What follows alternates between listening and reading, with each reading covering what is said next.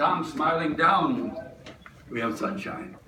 In spite of a first of the week where it was 90% chance of rain today. So we have much to be thankful for in that rate. And to begin with, I want to thank Bruce and Laura for opening up their home for this special occasion. And Caitlin and Kelly have created the photo boards. And people Some have other- added their own. and some have added back here. And Brother Mike has created the photo loop that's going to be playing on the TV in the back of the room throughout the rest of the time. So we'll proceed and make things happen. Oh, in case some of you don't know, I lost it. I heard they got it. It's Eric's got you. There we go. Mic him up. thank you. Yeah, in case some of you don't know, I'm Papa. I'm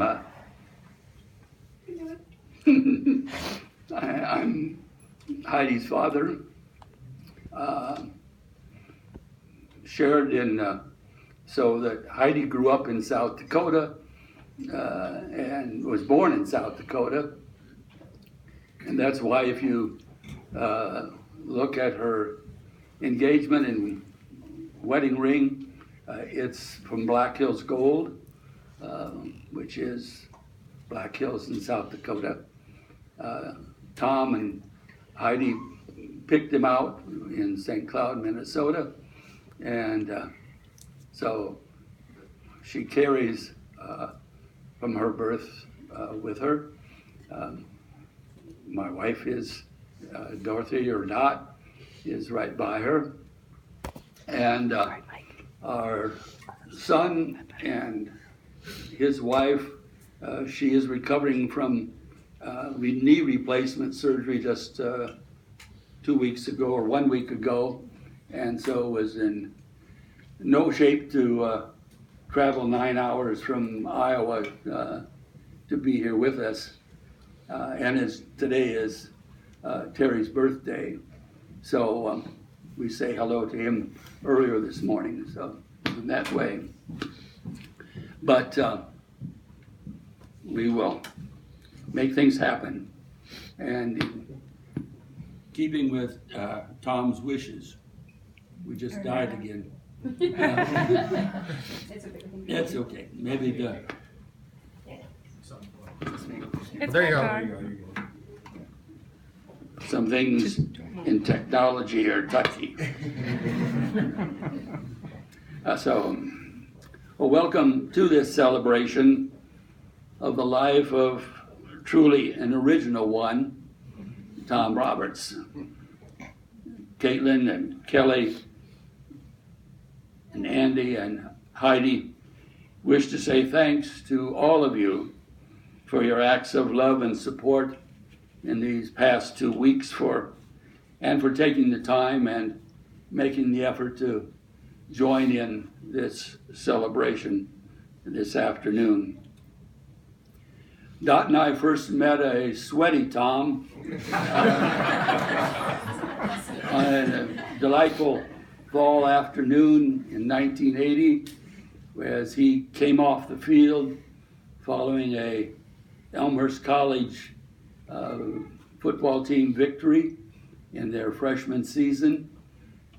It just so happened that the freshmen or the football players had an assignment to help freshman girls move into their dormitory.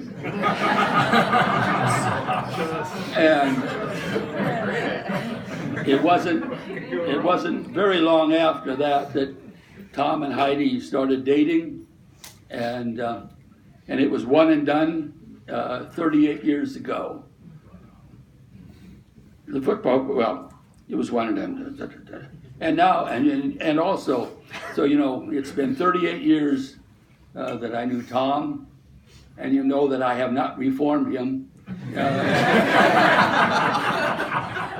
In any way. My dad is a retired minister, in case you don't know.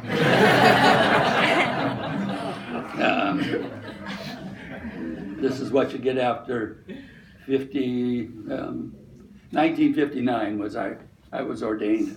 But we are all attuned to the changing seasons. And what did I do? Did I leave the book? Oh, you're good. No, I left the. Oh, Anyway, Jeff's thing, or- the Ecclesiastes. Oh, you left I the bet you I part. left it. So, but there's a time and a season for everything. If you know Ecclesiastes 3, and so we are all attuned to those changing seasons, especially this year, when most of you know there is no longer any normal for weather. At least back in Iowa, on the 23rd of April, we had snow. A month later, in May, we had 90 degrees. Now, we had no spring. There was no spring for us. And I know you went from snow to rain, I think, over here, basically. And we're grateful that it didn't rain today. Please listen. Well, I shared those words with me, please. Tom knew well the seasons of life, uttering some choice words when driving home 9623, and it became a parking lot. Or when cruising along the lake and fishing competition with Andy and Caitlin and Kelly, and he hooked one, and then his reel became fouled up, and there were sky turned blue, a different shade of blue. In these seasons of life, God is indeed good to us, for He gives us these periods of life to share with friends and loved ones. Our lives are made richer and better because we have been through the seasons of life with others, and our lives are molded and influenced by others far beyond our ability to understand or to comprehend. Some might call Tom crude. Let's say he was a diamond in the rough and somewhat opinionated, but he was a true friend and could always be counted on to give you his very best. He took great pride in the accomplishments of his children. He loved lake life and working with his hands and spending a great deal of time outdoors. Each of you, in some way or other, has been touched by Tom, for he truly was a people person, and today's world desperately needs more of them. I would guess to say that Tom and Heidi, in their years here, have really run open house at their place, always willing and able to help someone, to feed someone,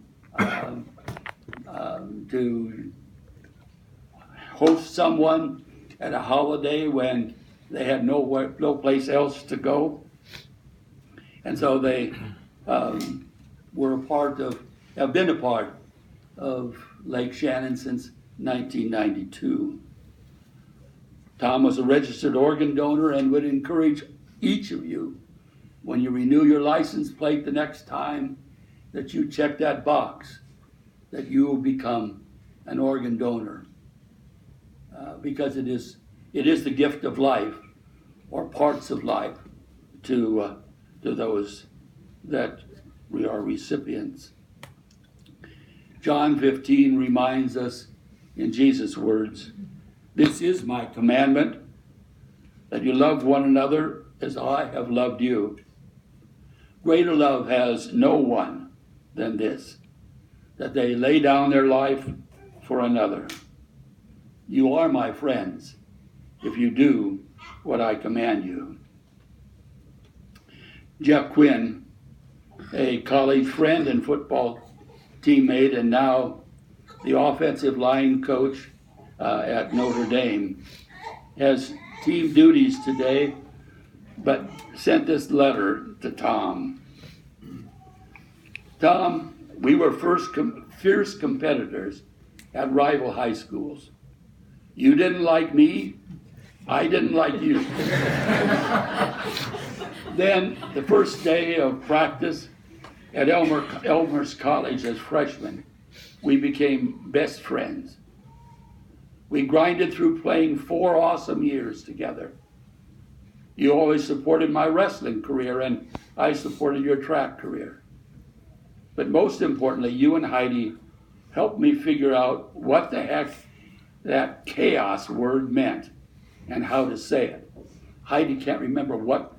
No idea what he's talking about. Do you know what he was talking about, Booth? I don't know what that. I had no, when he wrote that, I was like, I have no idea what you're talking about. So anyway, he remembers. I always looked to you for advice, and you always had great wisdom. I always loved fishing and hunting with you. A true marksman, an eagle eye, and you shot the middle out of a penny at 25 yards. Impressive and unbelievable.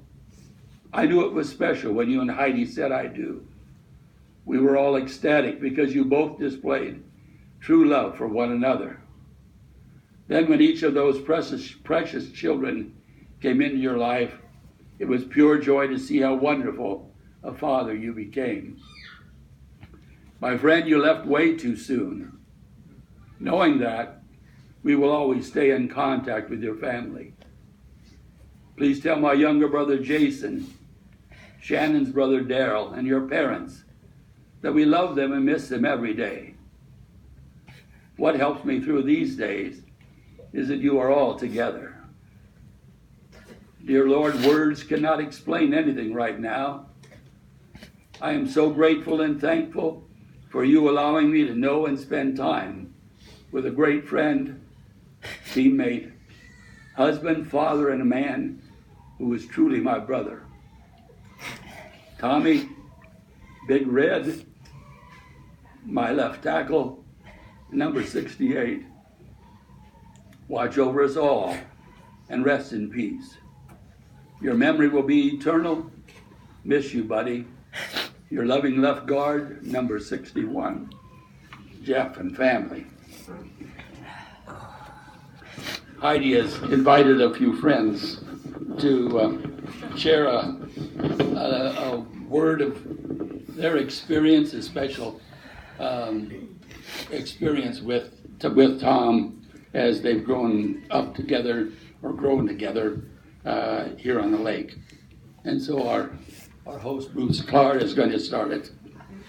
Well, that's great to follow that one. Hey Heidi, can we rethink the order right now? 'Cause I'm not sure I want to go next. I don't think Shannon's probably watching, Jeff is coaching, but I'll pass the word on that. Thank Jeff you. needs to have a talking to.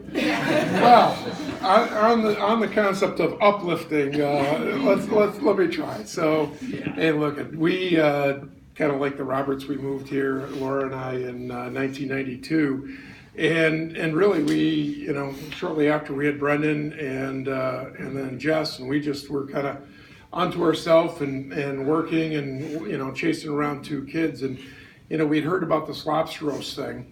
And we liked lobster, and okay, well, cool concept. And back then at our other house, the shuttle came down and was over at our other lot. And so one year in '95, we said, hey, well, let's go. It's this is a great block party. We're gonna go down there and hang out with everybody. So it's about the time we see people going down there, and we get dressed up, and Laura and I and our 2 kids take the shuttle over to lobster roast. Little did we know, right? So we're there. Pretty quickly, we figured out this was not a family neighborhood get-together, more of an adult party. All right, well, let's just eat and go home. Well, that was one of the years where there was a large thunderstorm that rolled through, and it rolled through quickly.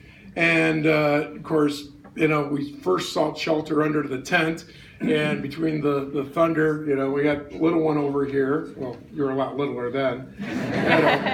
Started absolutely bawling. And, as Bob mentioned, the graciousness of Tom and Heidi and a few others, we actually went on their pontoon boat and huddled up with them, let the storm pass, and that's how we met them. Sorry, guys. Just give me a second. Anyway, so that's how we started our long friendship. And as Bob said, Tom was unique. I've never met somebody who could harass you, insult you, belittle you, and you walked away feeling good somehow. With me, it was usually about my inept construction skills or what a terrible shot I was on the few times that I went hunting with him, which both were pretty true, but still, I didn't like it rubbed in my face. But we've all experienced that, and I can tell you, I don't know anybody else who had that skill set. I know I certainly don't. But I'll share with you one story. And so Tom and I were chair and co-chair of Lobster Roast. And I think the year before it didn't do particularly well. And so Tom was host and I was the co-chair. And, we were pretty good, pretty organized, and we got things going well. And so, the party's going pretty good. Everything's going well, and those of you that have been for those of you that aren't in the area, Lobster Roast, once a year we have a party on the island over there. We serve steak and lobster, and as I said, it's an adult-only party. And as the dancing part comes, we're up there, and part of one of the jobs of being chair and co-chair is to kind of patrol the party and make sure everything's going pretty good, and so you just kind of stay on your toes. Well, the dancing's starting, and for those of you that have been around the lake for a while, Doc Gray was there with his adult kids, probably about the age of my kids. Well, there was a couple other young guys, or one particular young guy that was kind of taking a liking to Doc Gray's daughter. And so we're dancing and, we're kind of watching, and Doc Gray's not overly happy, and, the guy's getting a little more interested. And so I'm trying to stay a little close and make sure nothing kind of erupts. And sure enough, something it's going to get close. It's about to blow. So, all right, time to step in. So I walk in, put this kid in a full Nelson, and he's a little shorter than me, so I was able to pick him up and twinkle toe him off the dance floor. Well, at that time, and we were over on the pontoon side of the island, Tom comes out of the porta-john. And he sees what's happening. Well, he reverts back to apparently the days when Jeff and him were, tackle and guard, and Tom sprints, slightly jogs, through the dance floor and absolutely blows this guy out of my arms, knocks him into Frank Basil's pontoon boat, collapses the side of Frank's boat, and I look at him and go, what? What was that for? With that, I grab the kid, and he's like, what happened? Who is that guy? I'm like, you don't want to know. Let's just go off the island. So, there's many stories, but, that's one of the more memorable ones that we had, and a lot of fun. And, hey, buddy, we're going to miss you. You truly were one of a kind. So, thank you, guys. All right. Charlie? Chuck and Sue. All right. The next is Chuck. Thanks, Bob. I think I'm loud enough. Can everybody hear me? You're loud. Perfect. Well, Susie was supposed to speak a little bit, but she's getting a little, she's crying. I can't even look at her. So I'm going to tell a story for her about Taco and Tom and a little RVing adventure. So I'm going to read that, and then I'm going to share a little bit of some of the things I admired about Tom. So there are so many stories that can be told about Tom. And one is that I can't see without my glasses. Over 25 years, we have quite a collection.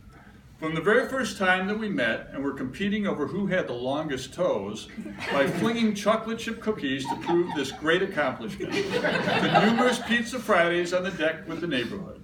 But today I'm going to focus on a more recent one that started in July of 2015. When you think of Tom, you think big. A big guy with big personality, and he loved big dogs. He was especially proud of Mac's big cranium. Very proud. That all changed when I brought home my last foster dog, Taco. He was this little white fluffy dog. Not exactly the type of dog you'd picture Tom holding. The day I brought him home coincided with when Chuck and Tom were tearing apart our boat lift to fix something. They spent 3 days tearing that apart and putting it back together several times. I just want to add, it never did work. But the entire time, Taco sat on the dock and watched them. He was obsessed with Tom, licking his legs when he got out of the water, watching a little more and then licking him again when he'd get out of the water. Tom became a big advocate for Taco. He said, we need to adopt this dog. He was a good dog, even though he was from south of the border, which is Ohio. We worked this over for a week, as only Tom can do, and we finally realized that Tom was right. So we adopted Taco, but the story doesn't stop there. Taco became more obsessed with Tom, who said he was his godfather and patron who saved him from the gas chamber. When Tom would get home from work and Taco heard his voice, Taco would bolt across the Kettner's yard and go to Tom to greet him. He'd run through their house if he couldn't find him. This happened a lot, to the point I started to put a leash on him. Whenever Tom was at our house, you would always find Taco on his lap, on his feet, or pushed into his side, cuddling up. You can see some pictures of that over on the wall today. But to this day, I can't walk past the Roberts house without Taco physically pulling me to go visit. Thanks, Tom, for being Taco's godfather and helping us adopt the best dog ever. The next part of this story is about RV camping with Taco and Tom. I just need to get this so I can see a little better. But like Tom and Heidi, Susie and I have always enjoyed Michigan state parks. So we planned a trip to Wilderness State Park in the northern tip of the Lower Peninsula. We had recently purchased a motorhome, which we thought would be great for the trip. It had a floor plan with a bedroom in the back, a bathroom in the middle, and a sofa sleeper up in the front. It seemed to be laid out perfect for two couples to enjoy a camping trip. Tom co-piloted as we made the way up north. We set up camp, spent the rest of the day exploring the park, hiking and biking, which I have to add, watching Tom on a bicycle is kind of a trip too. It was a great day, but by the end of it, we were pretty tired, so we opened up the sofa sleeper to Tom and Heidi and adjourned the bedroom in the back. At about 1 in the morning, we woke to Taco's excited barking. We opened our sleepy eyes to Tom standing at the front of our bed with his CPAP Darth Vader mask and holding Taco, looking very sheepishly. He threw the dog back into our laps and darted into the bathroom. Well, apparently, when the sofa sleeper is opened up, you can't completely open the bathroom door. Tom, once again, being a large football lineman type, couldn't fit through the opening and had to go into our bedroom to approach the bathroom from a different angle. Of course, Taco, who loved Tom, was very excited to see him. So he stood at the end of the bed barking. Tom, in an effort to quiet her down, scooped him up, and that's when we woke up. But Tom was a great neighbor and friend. We've known them for probably close to 30 years. And one of the qualities that I admired about Tom was his ability to meet a total stranger and within a few minutes of conversation, find something they both had in common and make a new friend. We saw this time and time again. We'd be fishing on the beach at Hilton Head, and soon the lifeguard was Tom's best friend. We'd go tailgating to one of Andy's football games, and soon the crowd went from 4 to 40. I believe what made this so innate in Tom was that he had so many interests and enjoyed learning about a wide variety of things. As a matter of fact, this last week we took delivery on a mattress that Tom had picked out for us. For 2 days after discussing a bedroom remodeling project with Tom, I received various YouTube videos, web links, and all sorts of texts. Mattress manufacturers, mattress reviews, and various types of mattress technologies. I yielded to Tom and simply purchased the mattress. One of Tom's interests was fishing. I had never fished much before meeting Tom, but now I had a neighbor who was pulling in the big ones. I was hooked and had to learn more. Tom could talk at length about lures, rods, and reels. Tom could tell you about the infamous bait casting reel, which you could finesse the spool of the reel with your thumb to control the line, creating the perfect cast and presenting the lure right in front of the fish. Although I could never make this reel work for me, Tom was an expert. Tom showed me how to fillet fish. With small children, this was very important. The kids would love catching bluegills and perch in great numbers, and Tom and I would sit for hours filleting these tiny fish for a Sunday fish fry. But the thing I'll remember most is how Tom taught me, to tie my first true fishing knot. To this day, it's the only knot I use. Every time I tie this knot, it will remind me of Tom, because it's strong and steadfast and will never fail you. And by this time, I thought we'd all have a drink in our hands, so to Tom Roberts, a scholar and a gentleman, and may the fish be biting in heaven.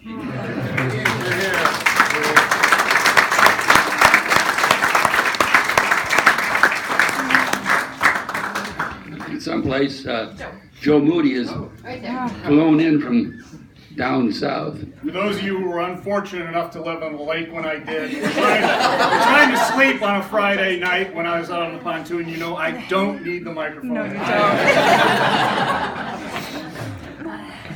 Heidi asked me to keep this to 35 minutes. So I'll try and do that. And before I start, Bob, that whole story about the freshman girls getting help from the football team was complete and utter bullshit. Got you hook, line, and sinker. All right. I can tell you more of the story. Is how she got her roommate, Yes. which was the coach's daughter. Can you cue up the PowerPoint? No, I'm just kidding. I also wrote things down because I didn't want to miss anything, and you know, Tom was a very good friend to me and to most of you. And from what you've heard today, Tom was a doer. He was a helper. Tom was a teacher with fishing knots and many other things. But most of all, Tom was a great friend, a great husband, and a great father. And that's why we're all here today. Tom always put others ahead of himself. He would drop everything to help out, whether it was putting docks in the lake in the spring or pulling them out of the lake in the fall. You could call Tom up and he'd be right there to help you out. Home improvement projects, you know, were his favorite. And also events on the lake with the community. He was always willing to lend a hand to get it done, and then it was done. When it was done, he would enjoy the project completion and the satisfaction of a job well done by getting the families together, having a few beers and socializing, sometimes for hours, after completing a 20-minute project. As Tom would say, you have to have your priorities. Tom volunteered for, organized, and actively participated in countless events in the Lake Shannon community, many through the Sportsman's Club that he was active in throughout the years. Tom led by example. He worked tirelessly on events, making sure they were successful. He would jump in and help out at any time. While we've been off the lake for a while, in every event I was involved with, we could always count on Tom to jump in, help out, and work the entire time. I recall many lobster roasts working side by side with him as well, cooking all day in the heat, drinking beer, having a great time, and getting the job done in the process. And then when the work part of the event was done, he would enjoy the event and the satisfaction of contributing by getting the families together, having a few beers and socializing, sometimes for hours. As Tom would say, you have to have your priorities. Tom was also a teacher. It wasn't enough to help. He wanted you to learn how to do it for yourself, as Charlie attested. While I was completely remodeling our house on Driftwood Drive, right over there, just down the street, Tom taught me how to install hardwood floors, taught me how to put cabinets in, taught me how to put countertops in. He was always quick with just the right tool or just the right technique to get the job done, and enjoyed accomplishing those tasks. Tom would be the one to say, let's just get a few more boards down on the floor or a few more cabinets hung, just to get a little more done. He was always working to get the project progressed to completion. But then, when the work was done for the day, he would enjoy the progress of the project by getting families together, having a few beers, and socializing, sometimes for hours. As Tom would say, you have to have your priorities. Tom loved hunting and practicing hunting, sporting clays, target shooting. I, like a lot of you, recall many days in the field bird hunting with Tom, which he loved to do, and many days shooting sporting clays with Tom at the range. I also fondly remember the meals that we enjoyed together after the hunt, those that were prepared at a hunt club or at home with our families, enjoying the results of the hunt, which always included getting the families together, having a few beers and socializing, sometimes for hours.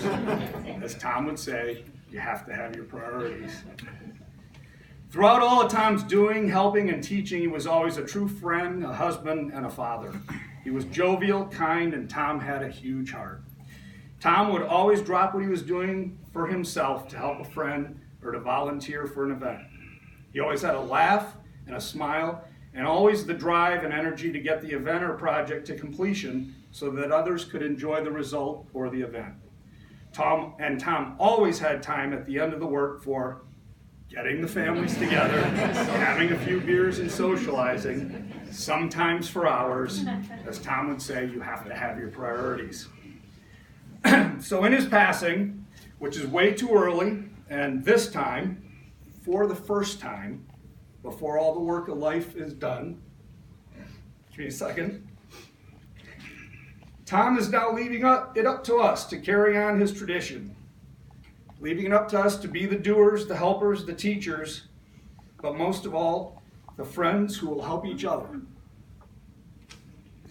Let us tonight remember and honor Tom in the way he loved the most, and the way he wanted us to, and why this party is happening, a celebration of his life, by help me out. Getting our families together, having a few beers and socializing tonight for hours, because you have to have your priorities. Here's to our friend Tom.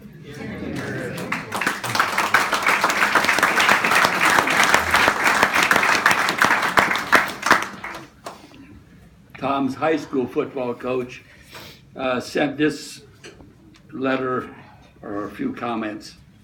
Red hair and freckles. I met him when he was an 8th grader, a physically mature 8th grader. We connected immediately, and that's to Doug and Ruth's credit.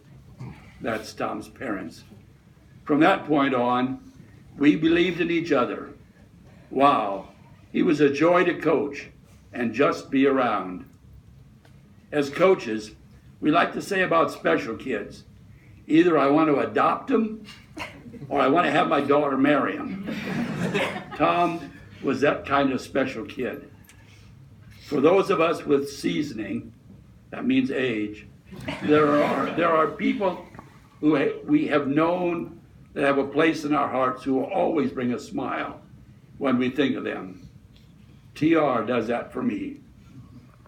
And Paul writes, I fought the good fight. I have finished the race and have kept the faith. Now the prize awaits me. Welcome home, Tommy. Love, Coach H. In closing, I quote from the old sports writer, Grantland Rice, who wrote this about the end of life's game. When the one great scorer comes to write about your life, it matters not if you've won or lost, but how you played the game. Tom's now out of the game, but all of us are still in the lineup. So play hard, play fair, until you hear the final horn. Amen.